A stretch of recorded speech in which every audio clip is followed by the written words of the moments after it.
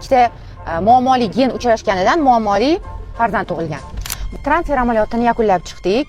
Patsientkamizni holatlari boshqacha, ya'ni bularda bepushtlik bo'lmasa ham bularni eko protokolga olganmiz. Nima sababdan?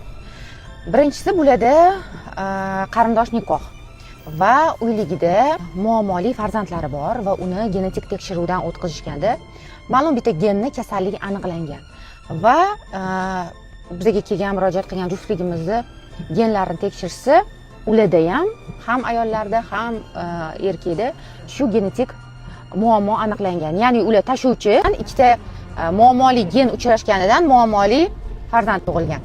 Bularni eko muolajasiga oldik. 2 marta embrion transfer amaliyotini o'tkazdik. Birinchi embrion transferdan homiladorlik bo'lmadi. Ikkinchi embrion transfer amaliyotini o'tkazdik va anembrioniya holati bo'ldi. Ya'ni homila kichik muddatlarda, ya'ni 3, 4, 5 haftalikda rivojlanishdan to'xtab qolsa anembrioniya bo'ladi deymiz. Va bugun 3-chi sog'lom embrionlarni bachadon ichiga ko'chirib o'tkazdik. Shu patsientim juda ham sizlarning duolaringizga muhtoj.